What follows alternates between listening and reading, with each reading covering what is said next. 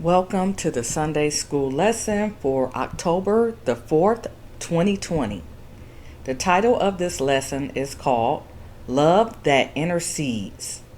The scripture text for this lesson is 1 Samuel chapter 19, 1 through 7. Background read Matthew 5, 43 through 48. And also 2 Samuel 9. Beginning with Samuel 19, verse 1. Chapter 19. Saul tries to kill David. Saul now urged his servants and his son Johnathan to assassinate David. But Johnathan, because of his strong affection for David, told him what his father was planning. Tomorrow morning, he warned him, you must find a hiding place out in the fields. I'll ask my father to go out there with me, and I'll talk to him about you. Then I'll tell you everything I can find out. Is it ever right to disobey your father as Johnathan did here? It is clearly a principle of Scripture that when a father instructs a son to break God's law, the son should obey God rather than man. This principle assumes that the son is old enough to be accountable and to see through any deception.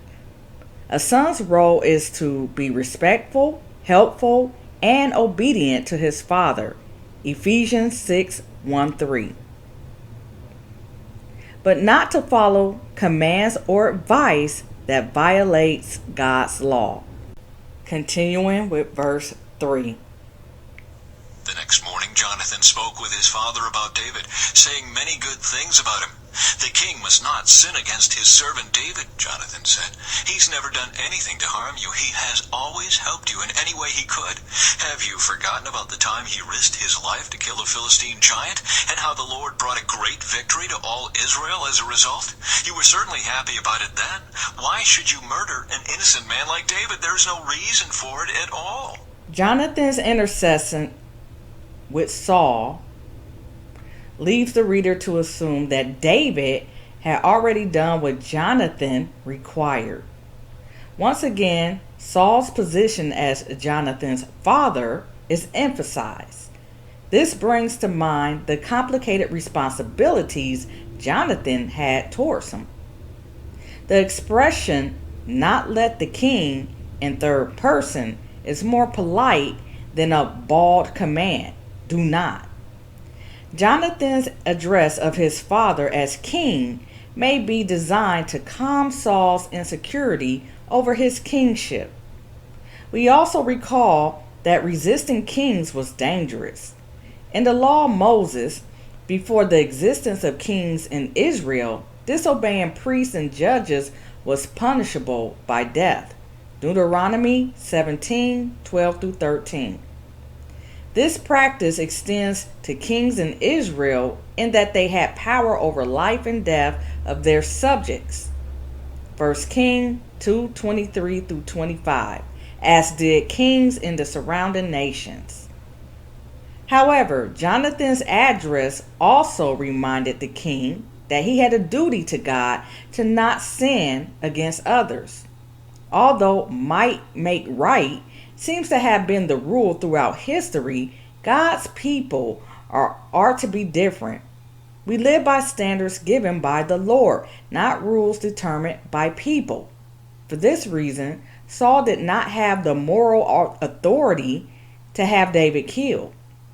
That would go against God's injunction about killing innocent people, which even the king is meant to obey and uphold. David had risked his own life for Saul and slain the Philistine Goliath. 1 Samuel 17.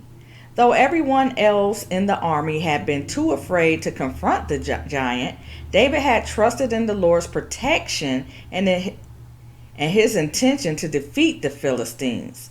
Because of his faith in God, David was able to brave Goliath's threats and use the skills learned as a shepherd to defeat the king's Israel's fearsome enemy. The result the Lord had granted Israel through David was nothing less than a great salvation from an oppressive foe, the Philistine. 1 Samuel 17:52 through 53. Johnathan mentioned only the military deeds of David.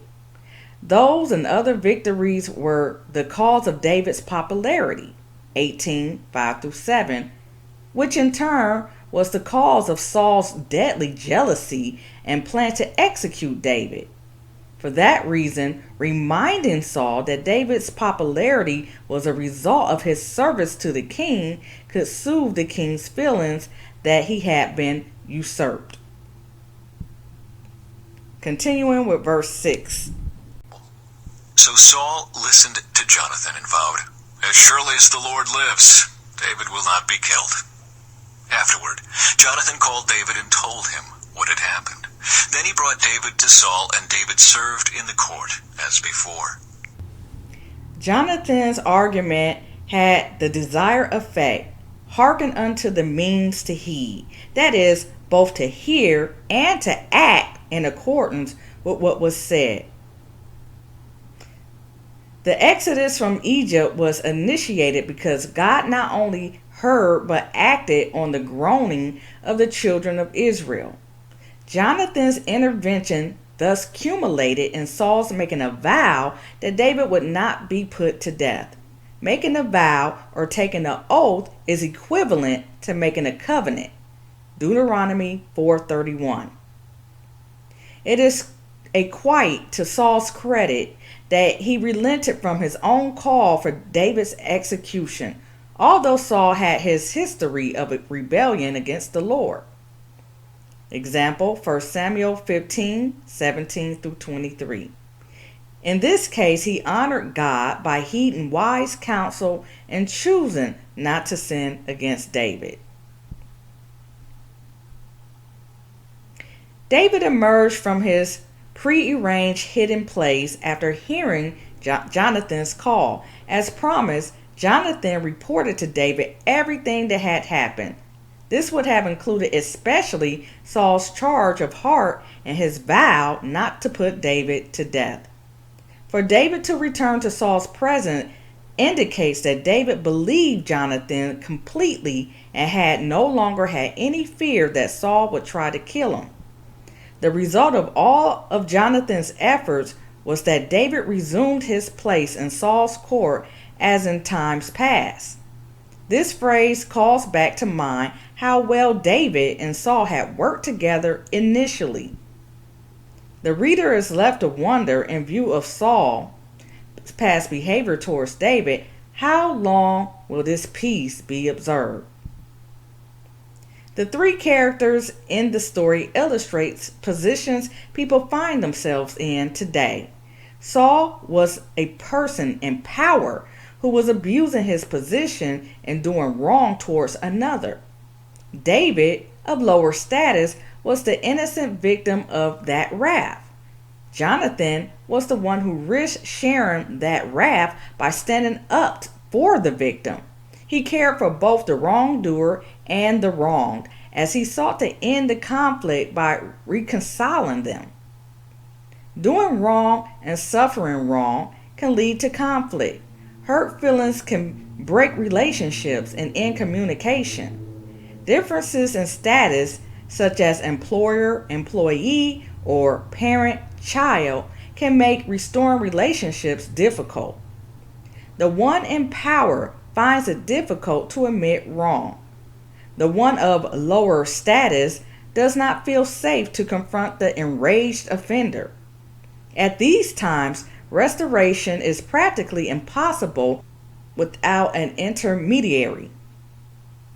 At various times of conflict, we may find ourselves in any of these roles. The boss, who is ranked by the exceptional skill of an employee, may feel threatened, becoming bitterly jealous in the process. Perhaps such a boss will belittle the employee or make sure that the promotions or raises are not offered. The boss's subordinate might be puzzled and feel wronged for trying to give the best effort.